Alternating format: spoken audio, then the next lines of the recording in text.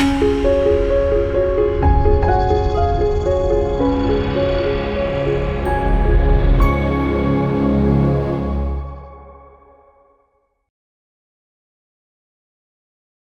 మాత్రం. నేను మీ journalist Navatha. Welcome to our voice. సమస్యల పరిష్కారం కోసం కార్మికులు ఎంచుకునే దారి సమ్మె. దీనివల్ల ప్రజలు ఇబ్బంది పడొచ్చు, పాలకులకు ఎటువంటి ఇబ్బందులు లేకుండా ఉండొచ్చు. కానీ దినదిన గండంగా బతుకుని ఈడ్చే వారికి తెలుస్తుంది ఆ బాధ ఏంటో. ఎందుకంటే ప్రభుత్వం తలుచుకుంటే ఆర్టీసీని విలీనం చేసుకోవచ్చు, కార్మికులు కోరినట్టుగా చాలా వరకు సమస్యలు పరిష్కరించవచ్చు. కానీ ప్రతిపక్షంలో ఉన్నప్పుడు ఒక విధంగా వ్యవహరించిన పాలకులు అధికారంలోకి వచ్చిన తర్వాత మరో విధంగా వ్యవహరించడమే ఇక్కడ అసలైన సమస్య. తెలంగాణలో ప్రస్తుతం ఆర్టీసీ కార్మికులు సమ్మె చేస్తున్నారు. తమ న్యాయమైన డిమాండ్లను నెరవేర్చుకోవడానికి ఆందోళన చేస్తున్నారు. ఇప్పటికీ హింసాత్మక ఘటనలు చోటు చేసుకుంటున్నాయి. అంతేకాదు, ఉమ్మడి వరంగల్ జిల్లా నర్సంపేట డిపోలో పనిచేసే శంకర్ గౌడ్ అనే ఆర్టీసీ కార్మికుడు ఆత్మహత్యకు ప్రయత్నించాడు. శరీరం మీద పెట్రోల్ చల్లుకొని నిప్పంటించుకున్నాడు. ప్రస్తుతం అతడు ఎంజీఎం ఆసుపత్రిలో చికిత్స పొందుతున్నాడు. శంకర్ గౌడ్ ఉదాంతం వెలుగులోకి వచ్చిన తర్వాత గులాబీ పార్టీ రంగంలోకి దిగింది. ఈ ఆందోళనకు తనను అనుకూలంగా మార్చుకోవడానికి ప్రయత్నించింది. రేవంత్ రెడ్డి ప్రభుత్వం మీద తీవ్ర స్థాయిలో విమర్శలు చేసింది. ఇదే సమయంలో గులాబీ పార్టీ గతంలో తాను చేసిన ఘోరమైన దారుణాలను కప్పిపుచ్చుకోవడానికి ప్రయత్నాలు మొదలుపెట్టింది.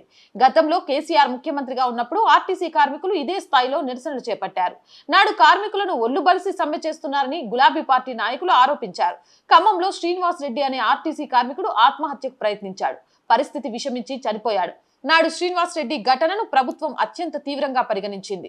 కనీసం అతని అంత్యక్రియలు కూడా సజావుగా జరగకుండా చేసింది. అడుగడుగునా పోలీసుల బందోబస్తు ఏర్పాటు చేసి అర్ధరాత్రి పూట అంత్యక్రియలు జరిపేలా చేసింది. కనీసం ఆ ఫోటోలను కూడా మీడియాలో రాకుండా జాగ్రత్త పడింది.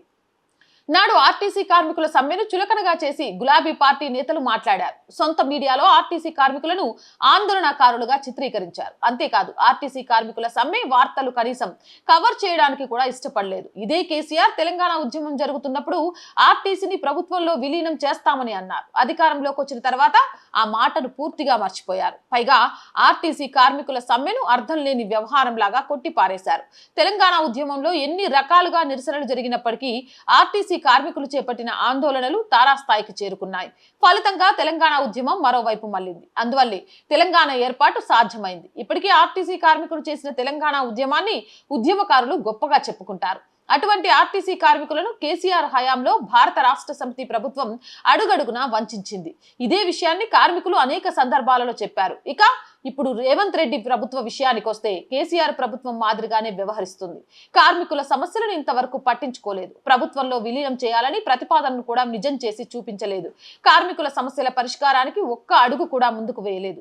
దీనికి తోడు కార్మికులకు చెల్లించాల్సిన బకాయిలను కూడా ఇవ్వలేదు. అనేక దఫాలుగా కార్మికులు తమ సమస్యలను ప్రభుత్వం దృష్టికి తీసుకెళ్లినప్పటికీ ఉపయోగం లేకుండా పోయింది. దీంతో మరో మాటకు తావు లేకుండా కార్మికులు సమ్మె మార్గాన్ని ఎంచుకున్నారు. దీనివల్ల ప్రయాణికులు ఇబ్బంది పడుతూ ఉండొచ్చు. కానీ కార్మికుల సమస్యలు పరిష్కారం కాకపోతే వారి కుటుంబాలు రోడ్డు మీద పడతాయి. అంతంత మాత్రం వేతనాలు, బండెడు చాకిరీ, పేరుకుపోయిన మహాలక్ష్మి బకాయిలు ఇవన్నీ ఆర్టీసీని నష్టాల పాలు చేస్తున్నాయి. అందువల్లే కార్మికులు ఈ సమ్మె బాట ఎంచుకున్నారు. ఇప్పటికైనా మించిపోయింది లేదు. రేవంత్ ప్రభుత్వం పట్టింపులకు పోవద్దు, పంతాలకు దిగొద్దు. కార్మికుల సమస్యలను మానవతా దృక్పథంతో ఆలోచించి పరిష్కారానికి కృషి చేయాలి. ఎందుకంటే తెలంగాణ ఉద్యమంలో ఆర్టీసీ కార్మికులు ముందుండి నడిపించారు. బస్సులను నిలిపివేసి తెలంగాణ ఉద్యమానికి సరికొత్త రూపును తీసుకొచ్చారు. వారి సేవలను గుర్తించైనా సరే ప్రభుత్వం సమస్యల పరిష్కారానికి కృషి చేయాలి. అన్ని డిమాండ్లను కాకపోయినప్పటికీ మెజారిటీ డిమాండ్లనైనా సరే నెరవేర్చే ప్రయత్నం చేయాలి. అవునంటారా కాదంటారా? మీ అభిప్రాయం ఏంటి? కామెంట్ సెక్షన్ లో పెట్టండి. మోర్ వీడియోస్ కోసం our group of channels, our voice, our political, our Sanskriti 3 channels ని సబ్స్క్రైబ్ చేయండి. అలాగే కంటెంట్ బాగుంది అనిపిస్తే లైక్ చేయండి, షేర్ చేయండి.